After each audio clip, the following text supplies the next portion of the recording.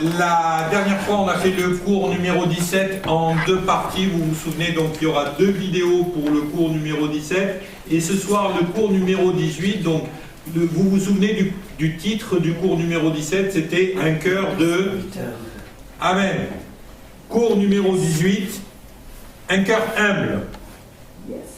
Et mes amis, ça c'est la clé de voûte du ministère. Si on n'est pas capable de marcher dans le ministère avec humilité, il vaut mieux qu'on aille planter des radis. Ce sera plus fructueux pour notre vie, et au moins avec un peu de beurre, du sel, c'est très très bon. Surtout avec la fleur de sel, au moment de l'apéro, c'est génial le radis. Mais exercer le ministère avec un cœur qui est plein d'orgueil, c'est le mur assuré. C'est le mur assuré. Et je vais vous dire, les murs, il vaut mieux les éviter parce que ça fait mal. Je ne sais pas si vous avez remarqué, mais à chaque fois que vous prenez un mur dans votre vie chrétienne, dans votre vie de tous les jours d'ailleurs, chaque fois que vous prenez un mur, ça fait mal. Et ce qui est difficile à faire, c'est que lorsqu'on a pris un mur, qu'on arrive enfin à se relever. Et moi, je sais que je me suis pris quelques beaux murs dans ma vie chrétienne, et ce que ça a fait, ça m'a fait perdre énormément de temps. La plupart du temps, on va avoir un problème d'orgueil, et à quoi on voit le problème d'orgueil de quelqu'un qui est dans le ministère? Et bien au début, ça va être quelqu'un qui va vouloir griller les étapes.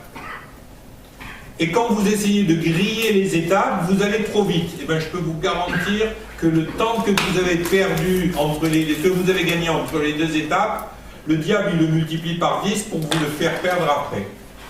Donc, première chose, c'est si vous voulez servir Dieu, si vous voulez être ancien, si vous voulez être diacre, si vous voulez être responsable d'un secteur de l'Église ou d'une activité dans l'Église, il faut impérativement réaliser que ça ne se fera que si vous avez un cœur humble. On t'a fait connaître, ô homme, ce qui est bien. Et ce que l'Éternel demande de toi, c'est que tu pratiques le droit, que tu aimes la loyauté et que tu marches humblement avec Dieu. Michée, chapitre 6, verset 8. J'aime beaucoup ce texte parce qu'il nous donne quelques choses toutes simples. On t'a fait connaître aux hommes ce qui est bien et ce que Dieu attend de toi. Ce qui est bien et ce que Dieu attend de toi, c'est que tu pratiques le droit. Le droit ou, en d'autres termes, la justice. Est-ce que quelqu'un peut me dire qu'est-ce que c'est que la justice de Dieu? Non. La justice de Dieu, c'est quoi? Non. Non. La justice de Dieu, qu'est-ce que vous entendez dans le mot justice? Juste.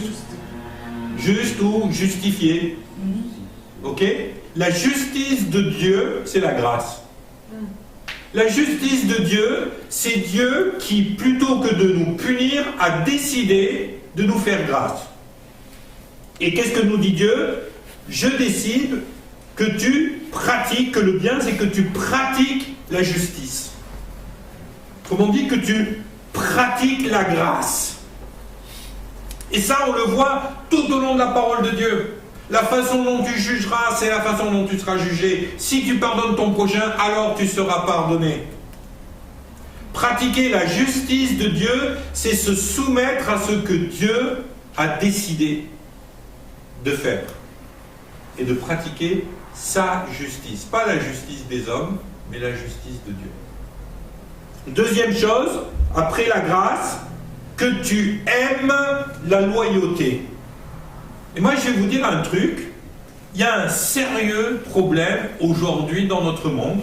C'est que les gens ont oublié d'être loyaux. Ils ont oublié de marcher avec loyauté. Aujourd'hui, la loyauté, c'est quelque chose qui n'a plus de réalité. Vous regardez parfois les émissions de télé, mais c'est terrible. L'adultère s'est montré presque comme une vertu. L'autre jour, j'ai entendu une discussion, là, une émission, ma fille, elle n'arrête pas de regarder cette émission, ça s'appelle C'est ma vie. C'est une sorte d'émission, toujours de télé-réalité. Je me demande où est la réalité dans leur truc, mais bon. Et dans l'émission, à un moment donné, il y a un gars qui explique oui, ben, je sais bien que ma femme elle m'a trompé quelques fois, et moi j'ai quelquefois trompé ma femme, mais écoutez, c'est ce qui nous a permis de tenir le coup aussi. Hein. Oh, pétard. C'est ça qui te permet de tenir le coup? Elle est où la notion de loyauté? Il n'y a pas de loyauté. Il n'y a pas de loyauté dans les relations parents-enfants. Il n'y a pas de loyauté avec nos amis. Il n'y a pas de loyauté à l'égard de notre travail. Il n'y a pas de loyauté à des tas d'égards. Et partout, on est obligé de légiférer, c'est-à-dire de créer des lois, de créer des systèmes, de créer un paquet de choses, parce que la loyauté n'existe pas. Et on va plus loin. Vous savez, avant, on pouvait divorcer de quelqu'un dans un divorce à tort parce qu'il nous avait trompés. Et l'adultère, c'était considéré comme un délit. Aujourd'hui, c'est fini. Dans la loi, c'est plus le cas. On ne peut pas proclamer un divorce à tort parce que l'autre conjoint a commis un adultère.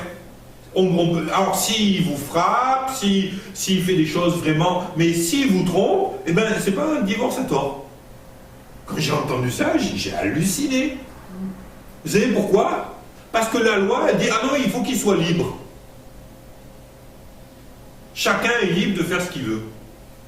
Et du coup, on a enterré la loyauté. Dieu, lui, il est à l'opposé de ça. Dieu, il vient, il dit, ce que je veux, c'est que tu aimes la loyauté, parce que aimer la loyauté, c'est quelque chose d'important. Troisième chose que Dieu dit, et que tu marches humblement, et là c'est le thème plénier de notre cours ce soir, que tu marches humblement avec Dieu. Le Seigneur nous demande de marcher avec humilité à ses côtés. Il est donc particulièrement important, si nous voulons le servir et si nous voulons lui plaire, de marcher avec un cœur humble. Pourquoi? Parce que, mes amis, l'humilité, ça n'a strictement rien à voir avec nos actions ou avec notre look ou avec comment je suis habillé ou avec notre prestance ou avec quoi que ce soit. L'humilité, c'est quelque chose qui a à voir avec notre cœur. On peut être sous les projecteurs et être plein d'humilité, et on peut être dans l'ombre en permanence et être plein d'orgueil. Amen? Et là, on en vient à cette question. Qu'est-ce que c'est que l'humilité? Eh bien, on a besoin de définir l'humilité parce qu'aujourd'hui, même le mot est galvaudé. Même le mot est devenu un mot qui n'a plus le sens qu'on lui prêtait de par le passé. Le contraire de l'humilité, pour pouvoir définir l'humilité, on va définir son contraire. Le contraire de l'humilité, c'est quoi? C'est l'orgueil. Écoutez ce que disent les versets suivants. Avant la ruine, le cœur de l'homme s'élève, mais l'humilité précède la gloire. Proverbe, chapitre 18, verset 12. Avant la ruine, le cœur de l'homme s'élève, mais l'humilité précède la gloire. Proverbe 18, 12. Déjà, rien que là, on a un principe.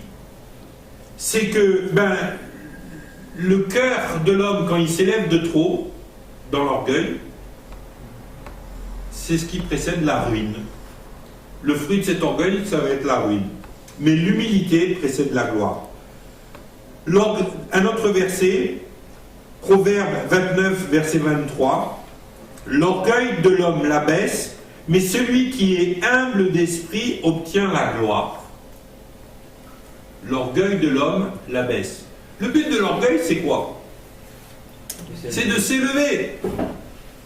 Et pourquoi on veut s'élever? Pourquoi on veut que les autres nous élèvent? La plupart du temps, parce qu'on a une trop haute opinion de soi-même. Et Paul, qu'est-ce qu'il disait? Que personne parmi vous n'ait une trop haute opinion de lui-même. C'est l'opposé, l'orgueil, de tout ce que Christ a fait. C'est vraiment l'opposé. Il est vraiment important de comprendre à travers ces versets que l'orgueil, c'est pas une option. C'est pas un truc qu'on peut dire, oh, bah allez, c'est pas grave. Pourquoi? Parce que Dieu dit que le résultat de cet orgueil, c'est la ruine. Attendez, je ne sais pas si vous avez envie d'avoir une vie ruinée, moi j'ai pas envie. C'est la ruine et c'est l'abaissement. L'orgueil, c'est quoi? L'orgueil, c'est ce que Satan a pratiqué en premier lieu. Le premier péché, mes amis, c'était pas le péché de gourmandise. Hein. Oh là là, il a l'air trop bon ce fruit, je vais le manger.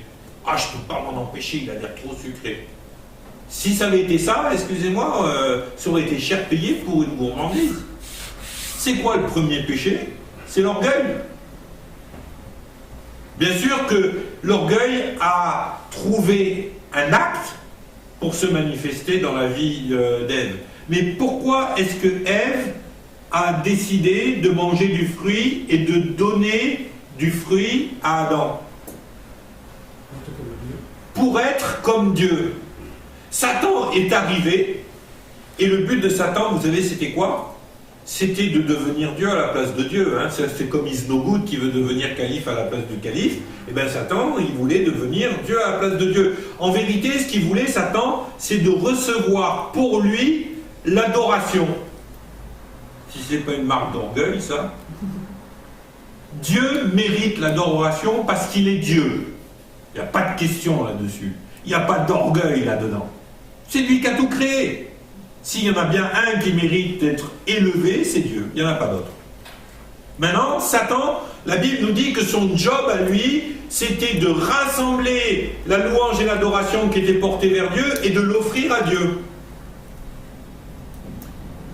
Et là, il a pété un câble. À un moment donné, il a voulu l'adoration pour lui-même. Il a voulu détourner une partie de cette adoration vers lui. Mais pour ça, il fallait qu'il trouve des adorateurs. Des gens qui allaient se soumettre à lui. Et il a cherché, et puis il y avait les grenouilles qui étaient là, qui disaient « Ouais, nous on est prêts à t'adorer, Satan !» Satan il dit « Ah ben non, quand même, les grenouilles, c'est dégueulasse, j'ai pas envie d'être adoré par les grenouilles. » Alors il a cherché plus loin, et puis il a vu les éléphants. « Ouais, on veut t'adorer, nous !» Écoute, je suis désolé, vous n'avez pas vu comment vous êtes fait, quoi, les éléphants, avec des trompes et tout. Non, je veux quelque chose de mieux. Et puis tout d'un coup, il a vu Adam et Ève, il s'est dit, ah, ça c'est les préférés de Dieu. Dieu les a fait à leur image, si eux m'adorent. Alors il est descendu sur terre, et il a fait en sorte de briser la relation qu'il pouvait y avoir entre Dieu et Adam et Ève. Et quand il a brisé cette relation, son but, c'était quoi? Eh bien, son but, c'était de pouvoir régner sur terre et de commencer à être adoré sous toutes les formes qu'il allait prendre. Et ensuite, vous avez tous les faux dieux, toutes les choses qui ont été adorées depuis la chute d'Adam et Ève sur la terre. En vérité, à chaque fois, c'est la même chose, c'est Satan qui est adoré. C'est Satan qui est adoré à chaque fois. Toutes les fausses religions, toutes les fausses incantations, tout ce qui est occulte, tout ce qui est-ce qui est adoré? C'est Satan. Et même, je vais même aller plus loin, l'humanisme, qui nous paraît quelque chose de si extraordinaire. Mais l'homme, il ne s'adore pas lui-même quand il est humaniste. En vérité, il adore Satan. Il adore ce que Satan lui a dit, tu peux être comme Dieu. Autrement dit, toute adoration qui ne va pas véritablement à Dieu, elle est détournée de Dieu. Toute cette adoration va au diable. Soyez conscients de ça, c'est le but que Satan a mené. Le but, c'était pas que Ève, elle bouffe une pomme. Le but, c'était pas ça. Le but, c'était que l'adoration qui devait aller vers Dieu est allée vers lui. J'en ferai pas un point de doctrine, mais moi je pense que le moment où Satan a chuté, c'est à ce moment-là. Jusqu'à présent, c'était Lucifer, l'ange de lumière, mais il n'a pas supporté la relation qu'il pouvait avoir avec, que Dieu pouvait avoir avec Adam et Ève. Et je pense que la chute de l'homme et la chute de Lucifer, c'est, à mon avis, j'en fais pas une doctrine, mais c'est à mon avis le même moment. La même chute, la même chose qui est complètement liée. Ok? On continue. Qu'est-ce que l'humilité? On a vu que l'orgueil c'est l'opposé de l'humilité, mais je vais vous dire, il y a des tas de choses qui ont pris racine dans nos cultures et dans nos pensées et qui sont des mensonges. Par exemple, parfois, il y a des gens qui disent l'humilité c'est la pauvreté. Vous savez, vous connaissez l'expression « oh là là, il vit très humblement » quand il n'a pas grand-chose. On compare l'humilité à la pauvreté. Moi, je peux vous dire qu'il y a des gens qui sont complètement fauchés et qui sont pétris d'orgueil. Et j'en ai vu des paquets. Hein. Et j'ai vu des gens qui étaient pleins aux as et qui n'étaient pas du tout orgueilleux. Remplis d'humilité. Et remplis d'humilité. Et je vais vous dire, comprenons bien ce qu'elle n'est pas l'humilité si on veut la pratiquer. Parce que le diable nous pousse à vivre dans une humilité qui n'est pas vraie. Beaucoup de gens ont cette fausse pensée que la richesse, le bien-être, va forcément nous faire tomber dans l'orgueil. Ben moi je crois pas. Moi je crois pas parce que, je vais vous dire, bon, j'ai jamais été immensément riche, c'est jamais arrivé, mais ça m'est arrivé d'être plus riche que la plupart des gens qui m'entouraient, particulièrement quand j'étais par exemple à Madagascar. À Madagascar, bon, j'étais pas immensément riche, hein, la plupart des marchands indiens étaient 1000 fois ou 10 000 fois plus riches que moi. Je vivais comme un missionnaire avec un tout petit soutien, donc, mais 90% de la population qui vit à Tamatave avait peut-être un dixième de ce que moi j'avais, quoi. Donc là, je pourrais dire que je me suis senti riche comparativement aux gens. Ben, je vais vous dire une chose. Est-ce que ça a changé mon cœur? Est-ce que ça m'a changé ma façon de voir? Est-ce que je me suis retrouvé avec 30 serviteurs, avec une villa, machin? Non. On a vécu dans l'humilité. Je peux vous dire que on avait tellement, il y avait tellement de besoins autour de nous qu'on s'est retrouvé régulièrement dans des situations où on n'avait même pas pour nous et on vivait par la foi et on a vu le miracle de Dieu arriver dans nos finances au quotidien. Et c'était assez intéressant parce qu'un jour où on avait vraiment plus rien, notre soutien n'arrivait pas, il y avait des problèmes de grève avec la poste malgache, il y avait des troubles politiques comme d'habitude à Madagascar, c'était un truc compliqué. Et puis notre soutien, du mois d'avant, pendant presque 2 mois, notre soutien a été bloqué par la poste. Les mandats cash ne passaient plus. Et ce qui s'est passé, c'est qu'un jour, on n'avait plus rien à la maison. Il nous restait de quoi faire un bol de riz pour chacun des enfants, Cathy et moi, quoi. Et on n'avait rien à mettre dessus, quoi. Donc on se demandait comment on allait faire. Et c'est une famille malgache qui est venue nous faire une offrande de 25 000 francs malgaches, hein, ce qui représentait 4 euros, 3 euros. Mais elle est venue nous faire cette offrande de 25 000 francs malgaches. Avec ces 3 euros, on est parti au marché. Cathy, elle a acheté un peu de viande, 3 tomates, de légumes pour faire le repas, un petit peu de riz. Et puis on est allé. Et le lendemain, j'ai quelqu'un qui m'a dit il y a des mandats qui sont arrivés. Et là, on a eu pratiquement 3 mois de soutien d'un coup qui sont arrivés. Ça nous a fait du bien. On était contents. Mais ce que je veux vous dire par là, c'est que la pauvreté, ça n'a jamais amené personne dans l'humilité, ni la richesse dans l'orgueil. Ok? La pauvreté, c'est une malédiction du diable, d'après la Bible. Est-ce que vous êtes conscient de ça? Alors, je ne suis pas en train de vous faire un message sur la prospérité dans le sens ouais, roulez tous en Mercedes ou en Lamborghini. Mais par contre, comprenez bien une chose, c'est que la pauvreté, selon la Bible, c'est dans la ligne des malédictions. Quand vous lisez Deutéronome, c'est si vous ne suivez pas Dieu, si vous ne faites pas les bonnes choses, eh bien vous allez être maudits. Et parmi les malédictions qu'il y a, c'est la disette, c'est la pauvreté, il n'y a plus rien à manger, vous êtes envoyé à cause de vos dettes en prison, quoi. C'est une malédiction. La pauvreté, ça n'a jamais sauvé personne. La pauvreté, c'est une malédiction. Et je vais vous dire, à côté de ça, moi je connais des gens qui ont été avec très très peu de finances et des choses comme ça, et puis qui étaient pétris d'orgueil. Qui étaient pétris d'orgueil. Moi j'ai vu des gens faire des trucs de folie avec l'orgueil, parce qu'ils m'ont dit ouais, c'est pour pas qu'on voie que je suis pauvre. Et ils dépensaient un fric dingue de crédit de voiture, de fringues, à tout va, ils étaient là, et après ils pleuraient parce qu'ils n'arrivaient pas à payer l'électricité, et parfois ils n'arrivaient même pas à foutre dans le frigo de quoi donner à manger aux enfants. Et moi je vais vous dire une chose, à un moment donné, je lui ai dit, tu avais besoin de la 306, bon, elle était d'occasion, hein, mais bon, ça après c'est l'île de la Réunion, les gens ils aiment les bagnoles, hein.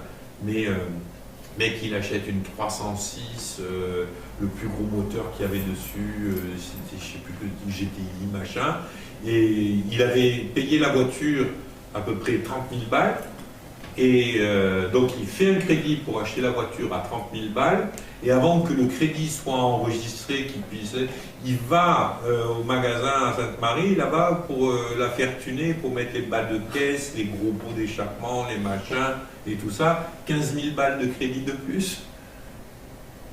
Et après, ils venaient me pleurer qu'ils n'arrivaient pas à manger, donc ils ne pouvaient pas donner leur vie, mais évidemment, ils n'arrivaient pas à manger. Et puis, si on ne pouvait pas les aider à payer leurs factures, j'y vends la voiture. Hein. Parce qu'une fois, deux fois, trois fois, je les ai aidés, et puis un jour, je le vois arriver avec la voiture, quoi. Et puis en plus, le gars, il rigole, il avait mis un requin à l'arrière de la voiture, là. Et puis j'ai dit, ah ouais, t'es chrétien, t'as mis un poisson.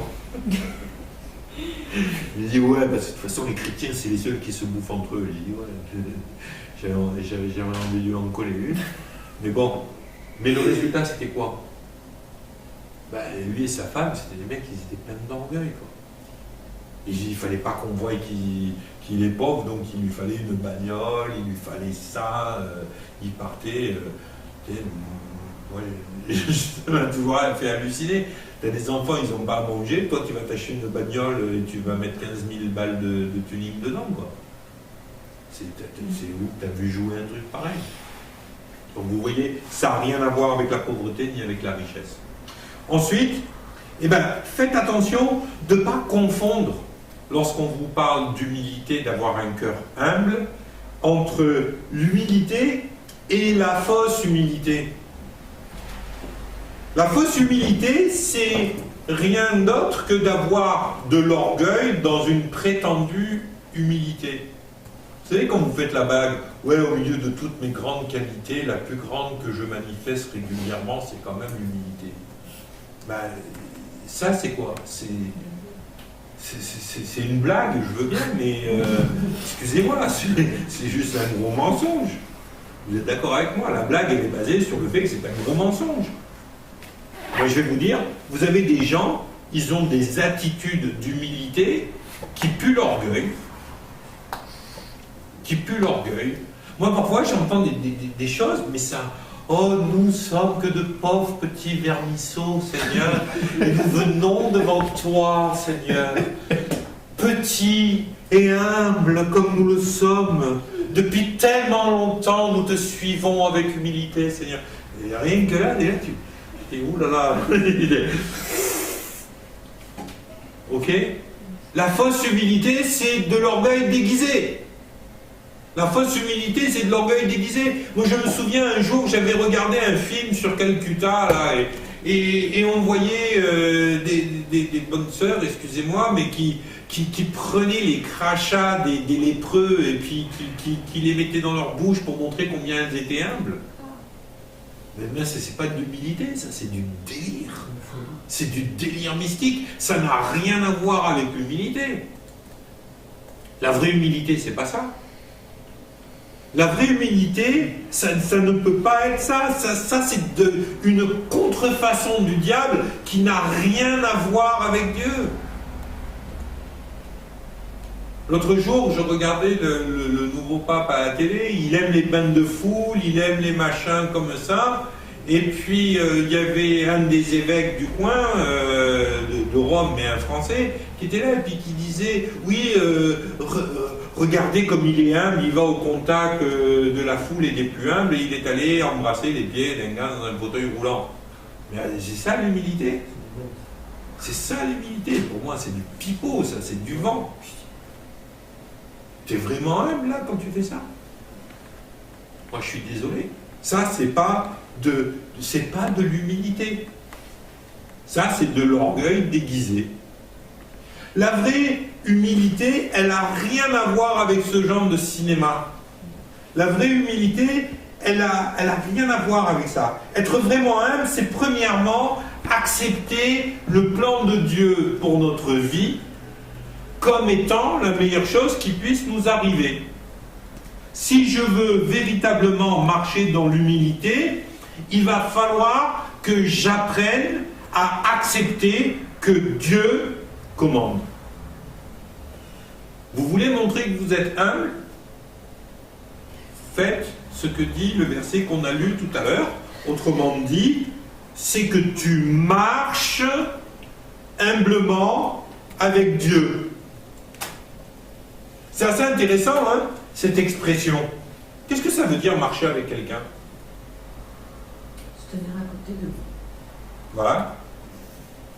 Et le suivre. On ne peut pas marcher avec quelqu'un sans le suivre. C'est-à-dire que si je dis par exemple, allez Fabien, tu marches avec moi, ça veut dire quoi? Allez, j'ai décidé de faire un truc, Fabien, est-ce que tu es avec moi? Est-ce que tu es d'accord pour, quelque part, te soumettre à ce que j'ai décidé de faire? C'est bien ça l'expression marcher avec quelqu'un. C'est ça. Ok? On t'a fait connaître, ô homme, ce que Dieu attend de toi, que tu marches humblement avec Dieu. Autrement dit, que tu acceptes de suivre le plan de Dieu. Marcher avec Dieu, c'est Dieu, il a un plan, et allez Seigneur, je marche avec toi sur ce coup-là, tiens, on y va. C'est ça l'humilité. Autrement dit, la vraie humilité, c'est si Dieu te dit, va te mettre dans l'ombre, tu vas et tu te mets dans l'ombre. Si Dieu te dit, va te mettre sous les projecteurs et parle de moi, tu vas et tu te mets sous les projecteurs et tu parles de lui. La vraie humilité, c'est d'être capable parfois de vaincre notre timidité afin de servir Dieu. La vraie humilité, c'est Seigneur, quoi que tu dises, je vais obéir parce que c'est toi qui as raison, moi je ne sais pas. Ça, c'est la vraie humilité. Amen? Amen. Ah, je voudrais un meilleur amen que ça. Amen. Amen. La vraie humilité, c'est obéir à Dieu. Waouh! Ça me plaît. La vraie humilité, c'est pas une question d'être en vue ou de ne pas être en vue.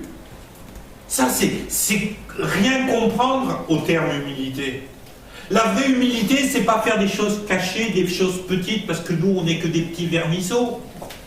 Et tu crois que Dieu, il a donné ce qu'il avait de plus précieux pour un petit vermisseau? C'est insultant pour Jésus quand tu t'appelles vermisseau. Non, Dieu, il a donné sa vie parce qu'il a trouvé que vous étiez précieux. Alors il a décidé de donner son fils Jésus, et Jésus, il a dit, t'as raison, papa, je vais obéir à ce que tu dis, parce que franchement, ils en valent le coup. Alors je vais aller et je vais mourir sur la croix. Voilà, c'est quoi la vraie humilité? C'est d'obéir au plan parfait de Dieu. Vous savez, parfois les gens ils me disent, ouais, mais on n'est pas des marionnettes, on peut réfléchir. Dieu, quand il veut vous faire obéir à son plan, c'est pas pour vous dépersonnalifier, pour vous enlever quoi que ce soit. Dieu, il veut vous voir obéir à sa volonté parce qu'en tant que Père, il sait que ce qu'il vous demande de faire, c'est le meilleur pour vous. C'est le meilleur pour vous, c'est le meilleur pour le royaume de Dieu. Et Dieu, il dit, ben voilà ce que j'ai. Et maintenant, si tu as envie de m'obéir en costume Armani à 1500 € pièce, eh ben, obéis-moi en costume Armani.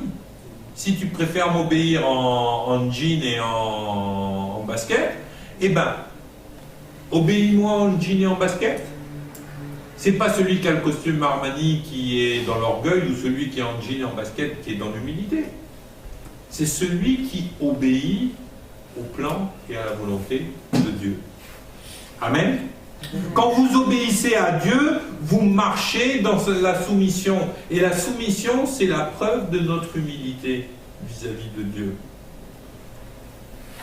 Vous savez, un autre aspect de la vraie humilité, c'est que lorsque vous êtes véritablement humble, Dieu va vous élever. Mais il ne va pas forcément vous élever comme vous aviez prévu qu'il vous élève.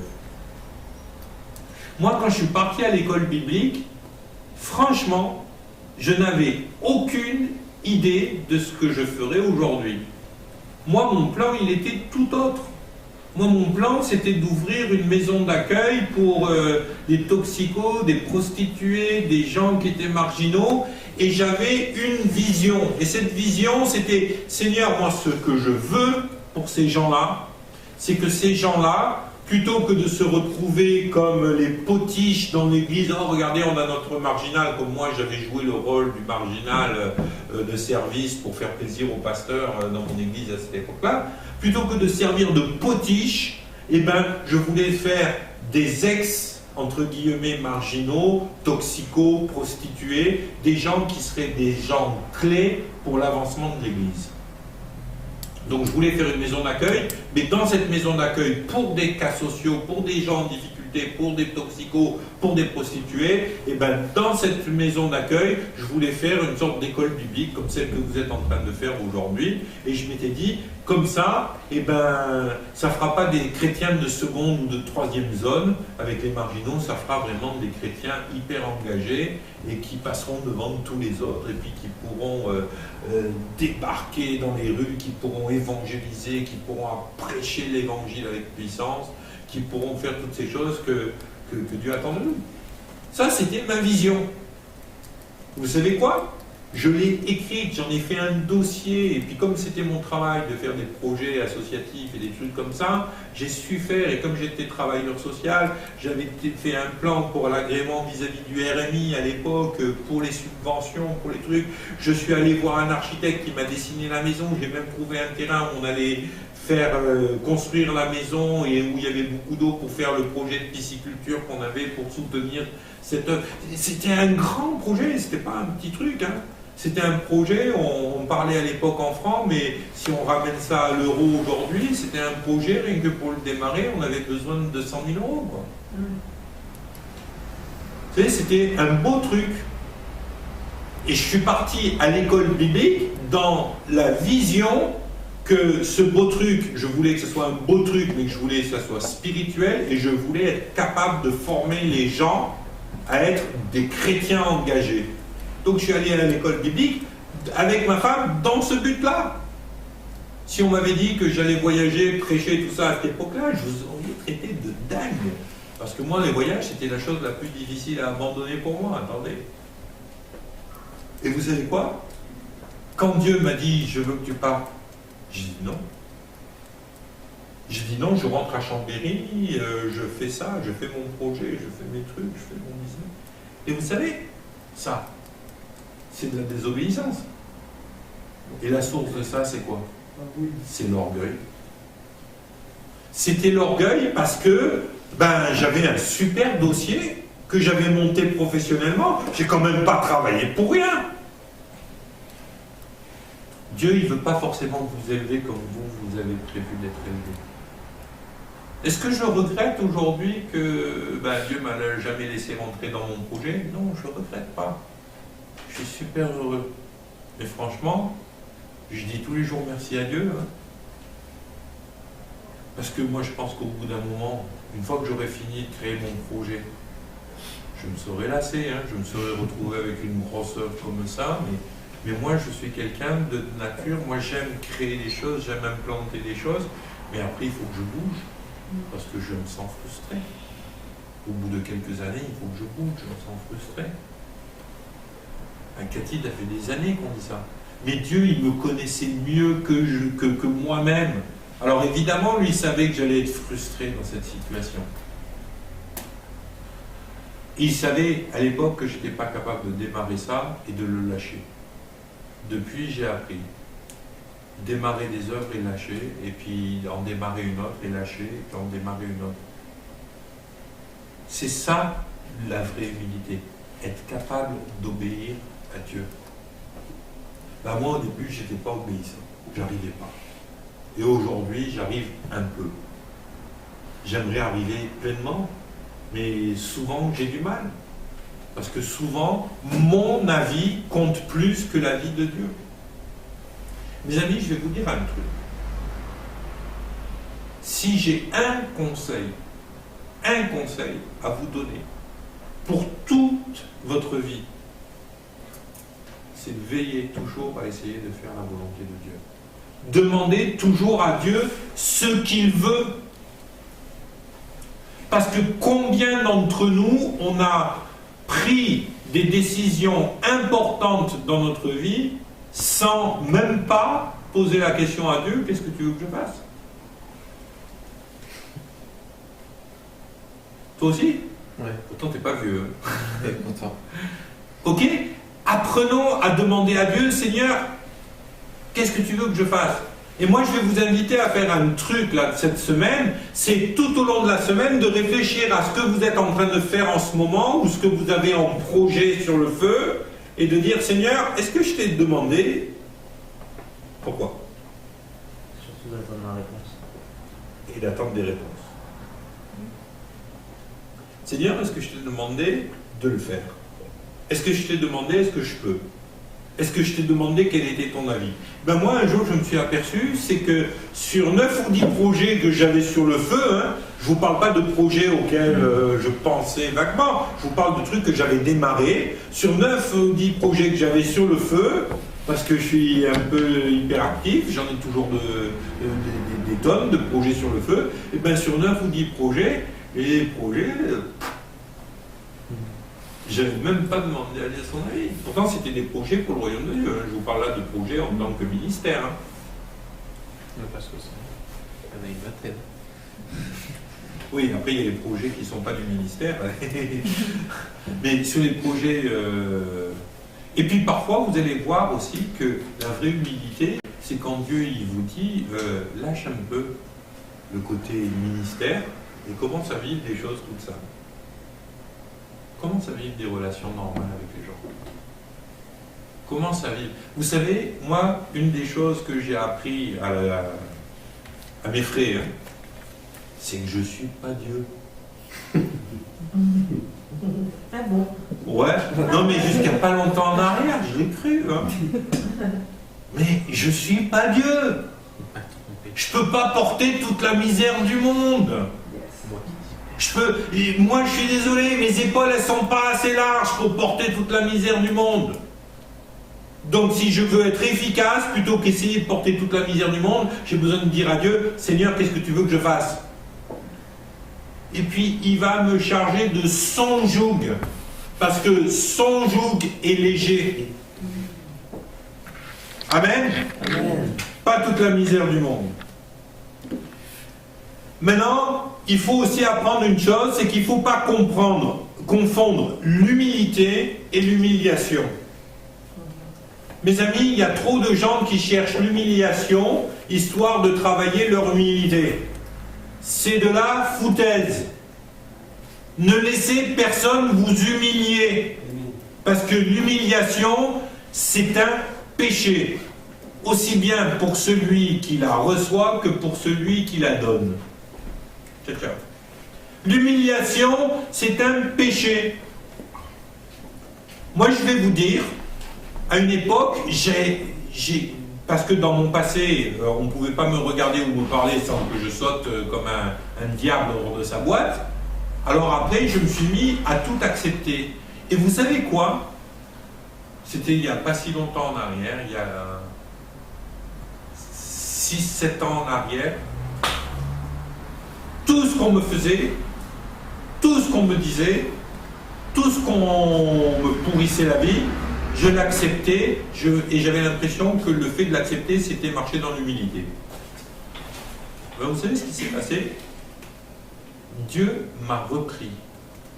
Dieu m'a dit qu'en acceptant d'être humilié parfois par les gens qui étaient autour de moi, c'était il y a 7-8 ans en arrière, Dieu m'a dit, en acceptant d'être humilié, tu acceptes que l'onction que je t'ai donnée soit humiliée. Autrement dit, tu acceptes que mon Saint-Esprit sur toi soit humilié. Tu n'as pas à accepter d'être humilié par les gens. Ça ne veut pas dire qu'il faut réagir avec colère, ça ne veut pas dire qu'il faut réagir avec en cassant tout, c'est pas ça. Mais ça veut dire qu'il faut qu'on réagisse quand même, d'une façon ou d'une autre. Lorsque les gens tentent de vous humilier, vous êtes non seulement en droit, mais vous avez le devoir de changer les choses. Moi, au jour d'aujourd'hui, quand des gens me parlent mal dans l'église, je les arrête et je leur dis « Désolé, tu ne me parles pas comme ça ».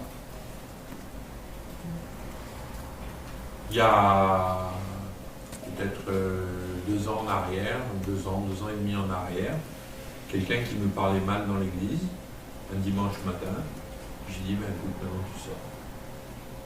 Ouais, comment ça je sors? Ouais, tu sors, parce que tu n'as pas à me parler mal comme ça dans l'église. Tu es dans la maison de Dieu, je suis un serviteur de Dieu, tu n'as pas à me parler comme ça. Donc tu retournes dans ta voiture, tu prends ta voiture, tu rentres chez toi, puis quand tu seras calmé, tu viendras me parler.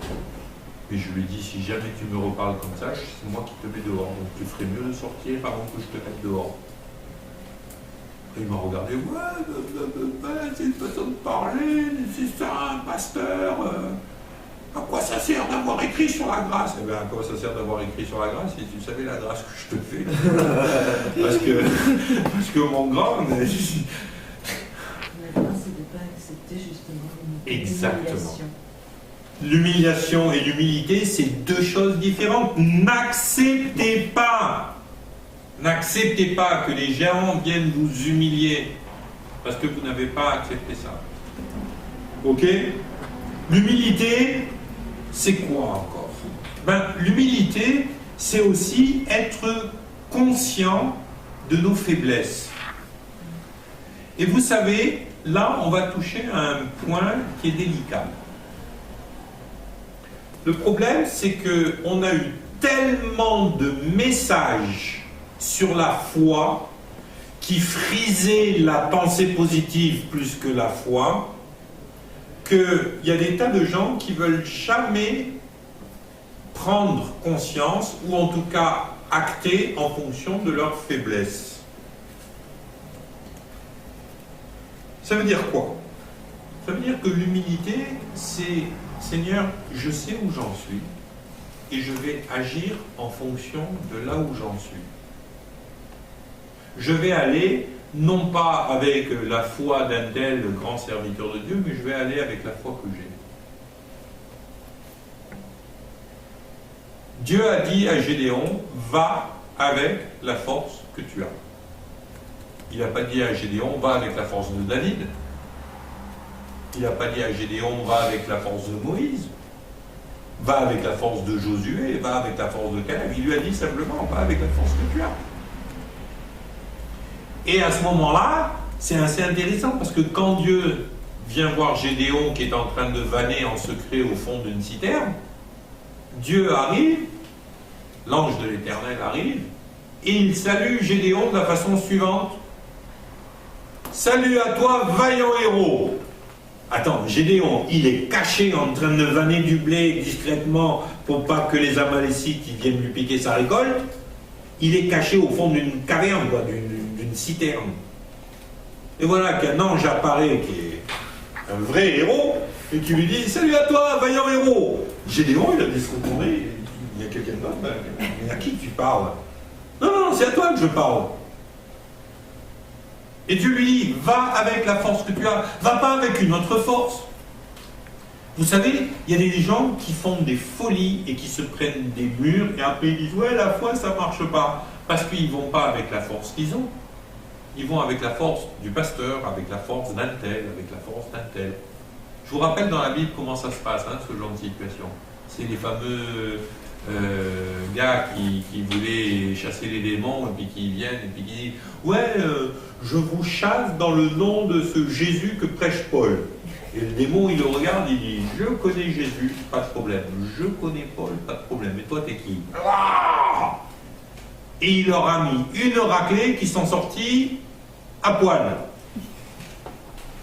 Et tout confusionné, ensanglanté. Pourquoi? Parce que tu ne vas pas avec la force des autres, tu vas avec la force que tu as. Ok? L'humilité, c'est être conscient de ses faiblesses. Et quand tu es conscient de tes faiblesses, eh ben, tu fais quoi? Tu t'appuies sur Dieu. Tu t'appuies pas sur toi. Tu t'appuies sur Dieu. Si nous voulons être humbles, nous devons entretenir cette conscience que sans Dieu, nous ne sommes pas capables de quoi que ce soit. Moi, je sais que sans Dieu, sans la grâce de Dieu qui se renouvelle tous les jours, sans Dieu qui se tient à mes côtés pour me supporter quand je faiblis, c'est-à-dire 95% des fois, eh bien, sans Dieu, je ne suis pas capable. Mais avec Dieu, nous ferons des exploits, car c'est lui.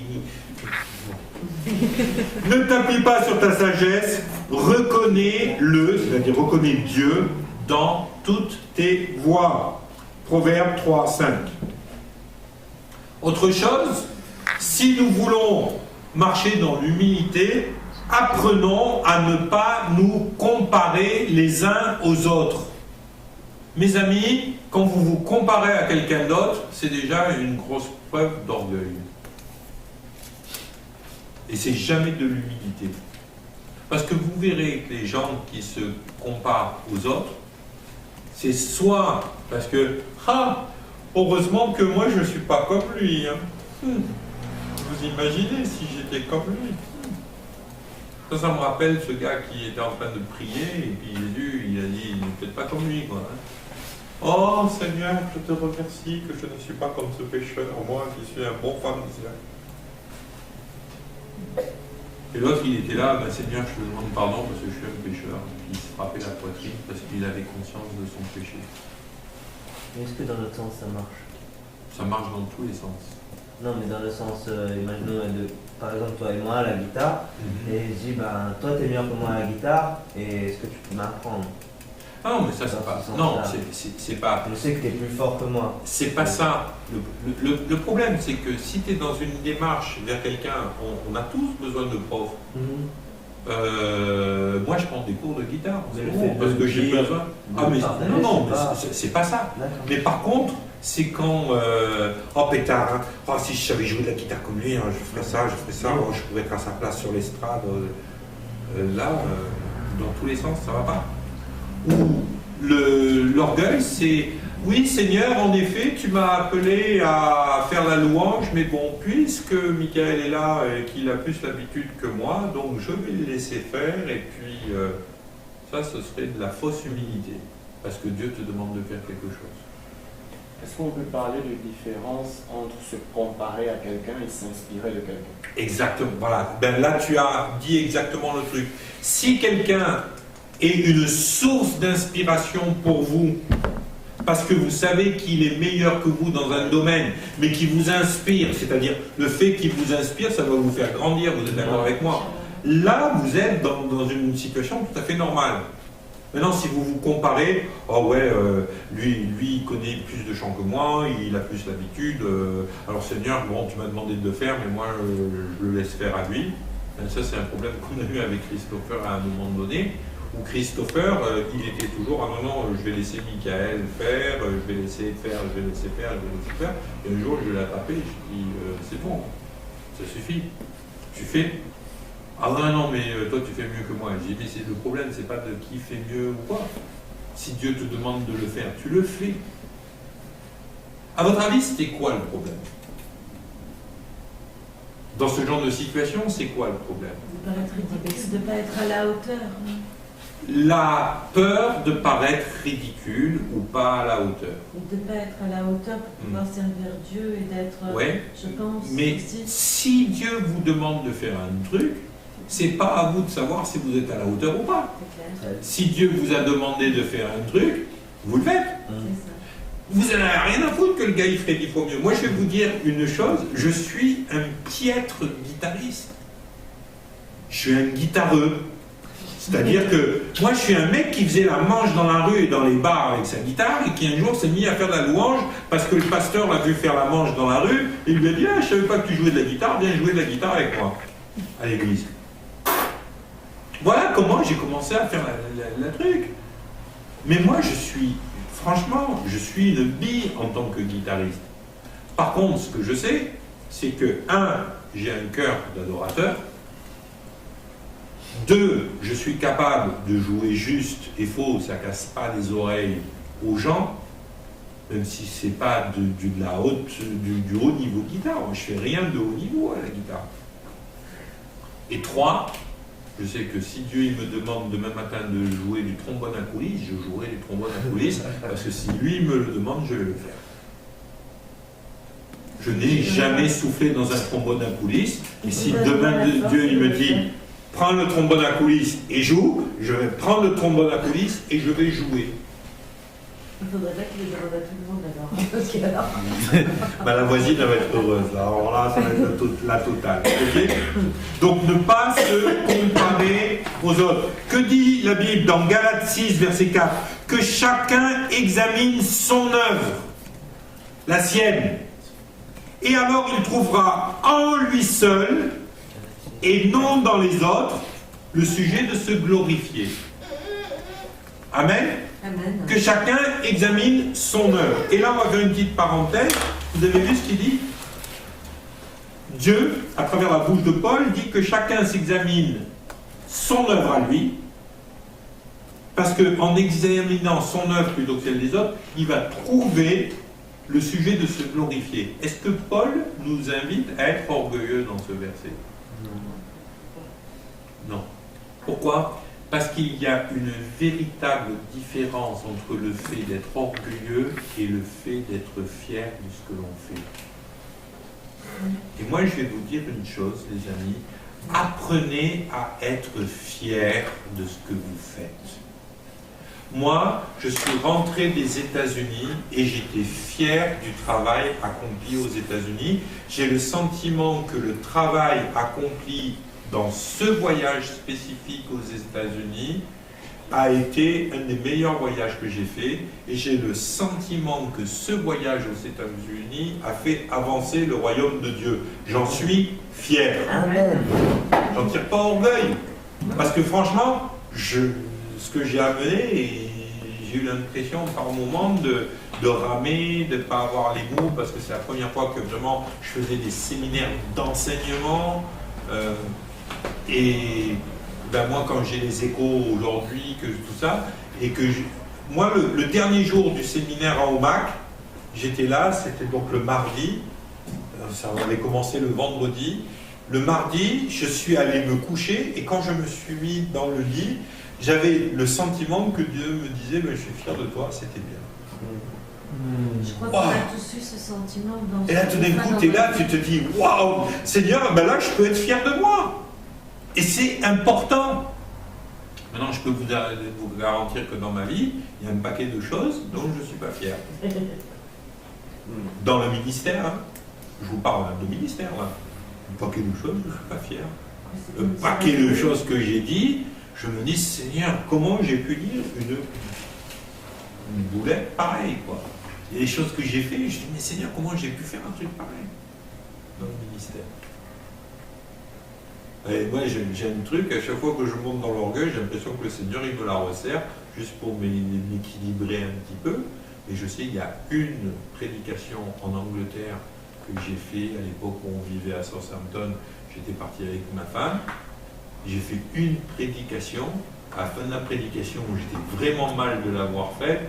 Et la deuxième prédication que je vais faire dans l'église, eh ben, le pasteur gentiment m'a dit qu'on allait faire un culte de louange. Et je suis pas fier. Je suis pas fier de ça. Et quand j'y pense, je disais que ça. Je dis, comment j'ai pu faire un truc pareil? C'était stupide, c'était ridicule, c'était pas à propos, c'était. Puis il y a des fois où il y a un truc, je le fais, puis je sens que Dieu est à côté de moi, il me dit, ah, je suis fier de toi. Bien. Rassure-toi, on est tous pareils. Ah oui, je me rassure. Il n'y a pas de souci. On est pas très fiers. Amen.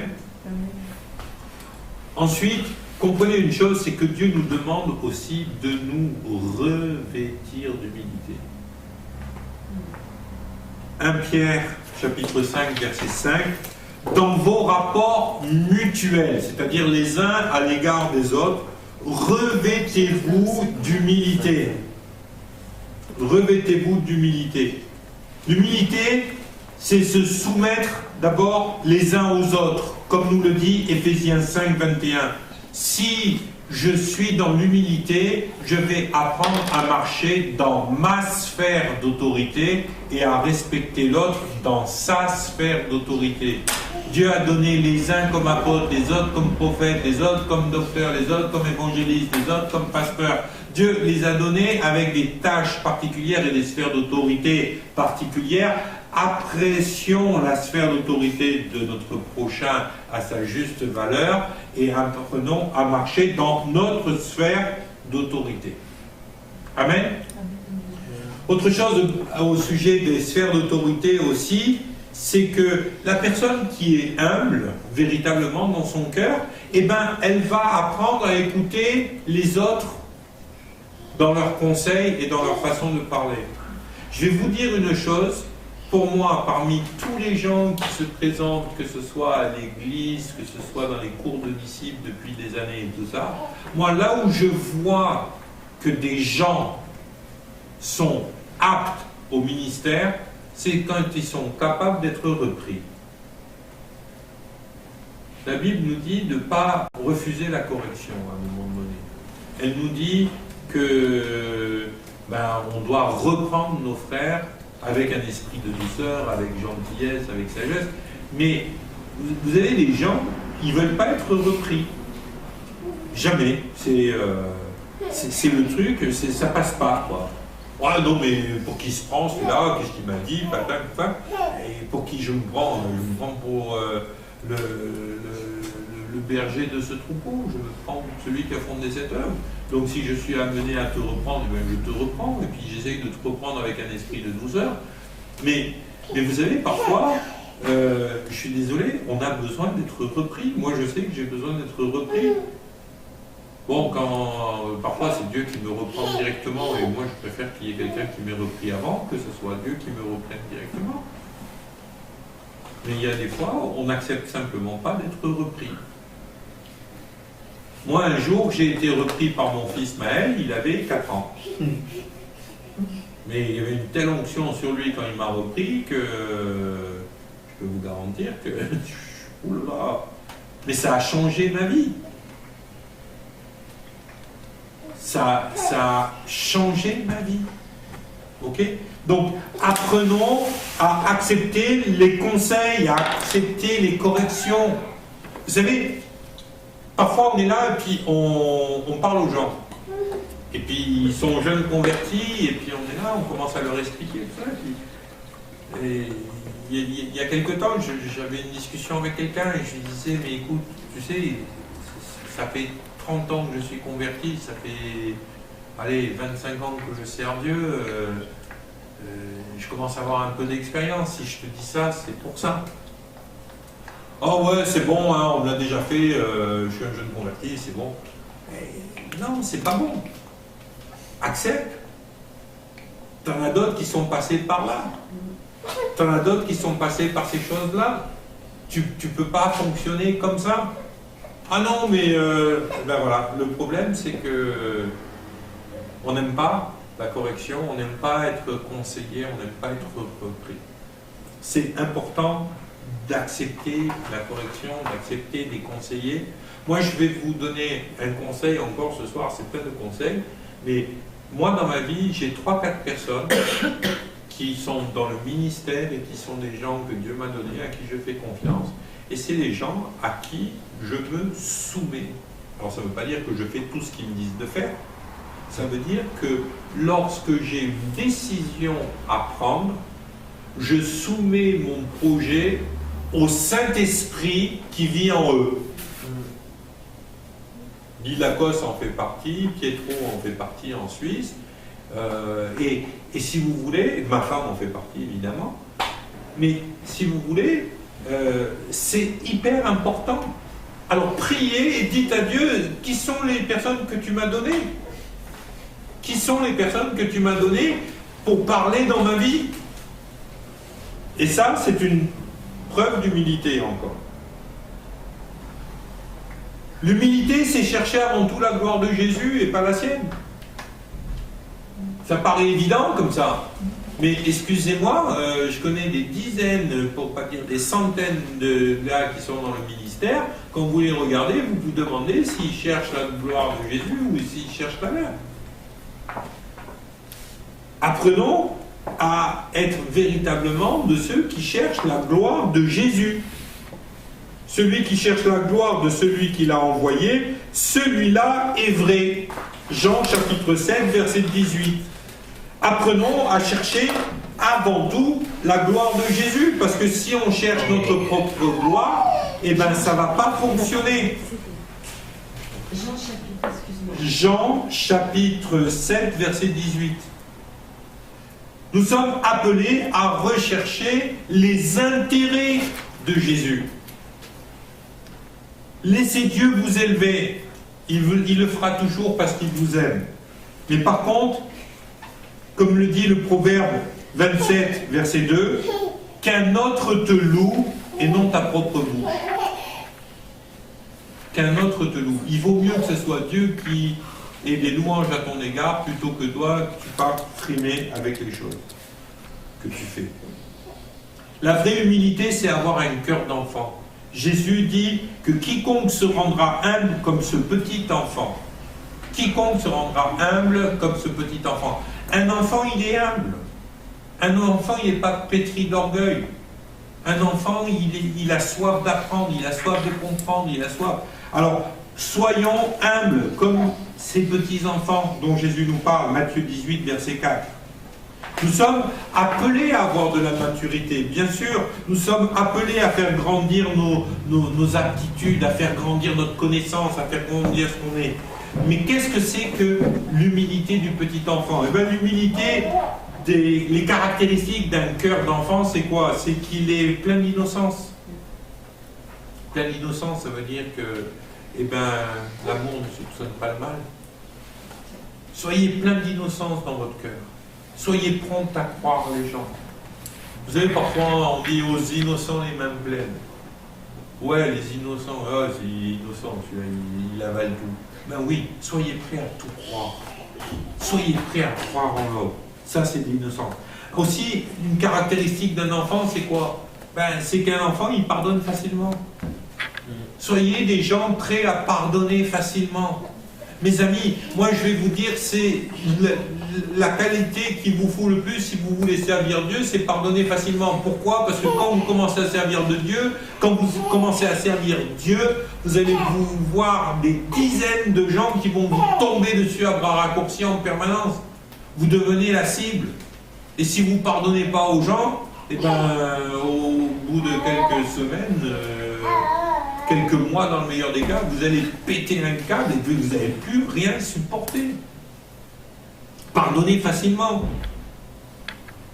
Autre caractéristique des enfants, vous savez c'est quoi? C'est qu'ils ne se prennent pas au sérieux. Vous avez vu la pub du papier Lotus, là, avec le petit gamin qui courait, qui déroulait le papier derrière lui, le cul à l'air. Ouais, maman, maman.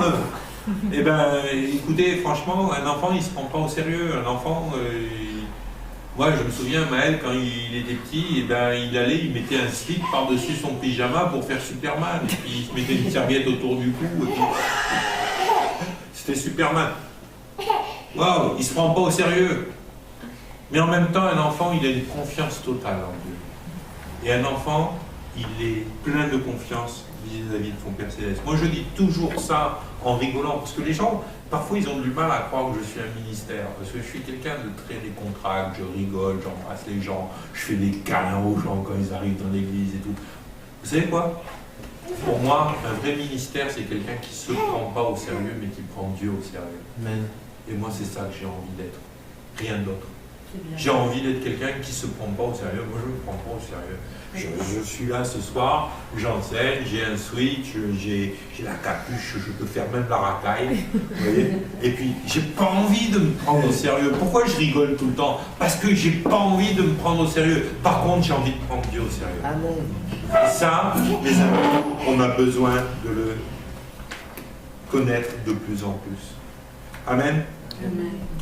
Enfin, le dernier point de notre cours ce soir, c'est que l'humilité, la véritable humilité, c'est ce qui va nous permettre de recevoir des directives de la part de Dieu. Pourquoi? Parce que le psaume 25 nous le dit. Psaume 25, verset 9, « Il conduit les humbles dans sa justice. Il enseigne aux humbles sa voie. Dieu résiste aux orgueilleux et il fait grâce aux humbles. » 1 Pierre 5, 5. Jacques 4, 6. Mes amis, pour être conduit par Dieu, on n'a pas le choix. Pour être conduit par Dieu, il faut être dans l'humilité. Si on n'est pas dans l'humilité, on ne peut pas être conduit par Dieu. Ça ne marche pas, il refuse de le faire. Dieu, il n'a pas envie de se battre avec nous. Dieu, c'est celui qui commande. Moi, je vous rappelle la notion qu'on a vue à travers le combat de Josué pour entrer en terre promise quand il était à Jéricho. À un moment donné, il est là, il ne sait pas comment il va prendre cette forteresse qui est imprenable. Et tout d'un coup, il voit un homme en armes avec une épée à la main. Il va le voir, il lui dit « T'es avec nous ou t'es contre nous ?» Et l'homme, il se tourne vers lui et lui dit « Je suis ni avec vous ni contre, c'est moi le chef. » Au pétard, il n'est ni avec nous ni contre. Ça ne veut rien dire ce truc. Si, parce qu'en vérité, c'est nous qui sommes avec lui. Lui, c'est le chef. On ne peut pas être conduit par Dieu si on croit que Dieu, il est de notre côté. C'est à nous d'être de son côté. C'est nous qui sommes dans son armée. C'est pas Dieu ou le Saint-Esprit qui est le renfort dans notre armée. Vous savez, parfois on a une notion assez bizarre. On est là, on a un combat, on est le chef de l'armée, on est dans l'église, allez, on y va, hein. Et puis Saint-Esprit avec nous, hein. Oui, bien sûr. T'es sûr que t'as mis les choses dans le bon ordre là? Ce serait pas plutôt, Seigneur, puisque c'est toi le chef, on fait quoi? Allô? Vous avez vu combien de fois on essaye de manipuler, même avec nos prières très spirituelles, de manipuler Dieu? Oui, Seigneur, qu'il en soit fait selon ta volonté, mais la mienne. Ah, Seigneur, je veux que cette casquette bouge de là, dans le nom de Jésus. Non, dans le nom de Jésus, c'est que je fais cette prière parce que Jésus l'a fait. Est-ce que Jésus, il dira cette casquette dans le nom de Jésus? Déplace-toi de là. Eh non. Apprenons cette chose essentielle du livre de Josué. Lorsque Josué arrive devant l'ange de l'Éternel qui n'est ni autre que Jésus, dans une de ses préfigurations dans l'Ancien Testament, il arrive et puis il lui dit « T'es avec nous, t'es contre nous ?» Et c'est fou cette réponse de Jésus. C'est « Je suis ni avec vous, ni contre vous. C'est moi le chef. » Il met les choses clairement en place. C'est vous qui êtes avec moi, les mecs. C'est le royaume de Dieu qu'on bâtit, c'est pas votre royaume, c'est pas le royaume de la clé sur la porte, c'est pas le royaume de vraiment libre entraide et développement, c'est le royaume de Dieu qu'on bâtit, donc c'est moi le chef, c'est vous qui êtes avec nous, avec moi. Amen? Amen. Et quand vous comprenez les choses comme ça, plus tard ça devient excitant, parce que du coup, le résultat de la bataille, il n'est pas entre vos mains, il est entre les siennes. La victoire est entre ses mains. Amen. Et là, Jésus leur dit, ben voilà, comment on va se débarrasser de Jéricho? Vous faites comme je vous dis. Et là, ils ont fait comme Jésus a dit. Et qu'est-ce qui s'est passé? Ils ont eu une victoire extraordinaire, inexplicable, humainement parlant. Inexplicable, humainement parlant. Vous savez combien de temps il a duré le siège de Jéricho? 7 jours. Il y a des sièges dans l'histoire antique qui ont duré 20 ans. Il y a des sièges jusqu'au Moyen-Âge qui ont duré des années. La guerre de 100 ans. Des sièges. Et eux, en 7 jours, alors que c'était un peuple de nomades, sans rien avec eux pour les aider, sans ville, vous vous rendez compte quand même qu'Israël, devant Jéricho, ils n'ont même pas une ville où ils habitent, où ils forgent des armes, où ils n'ont rien. Ce sont des nomades. En 7 jours, ils descendent la citadelle, la place forte la plus énorme de tout le Moyen-Orient, et ils la rasent. Après, même pas 7 jours de siège. Et les 7 jours de siège, ils se sont contentés de faire le tour en chantant. Et le dernier jour, ils ont crié et joué de la trompette. Oh ouais, c'était l'arme secrète. Et quand Dieu commande véritablement nos vies, quand on a l'humilité de lui dire, Seigneur, pas ma volonté mais la tienne, tout devient possible. C'est là qu'on peut marcher sur l'eau. C'est là qu'on peut sortir de la barque. C'est là qu'on peut voir des signes, des prodiges, des miracles. Pas quand on ordonne à Dieu de faire comme nous on pense qu'il devrait faire. Amen. Amen. Gloire à Dieu.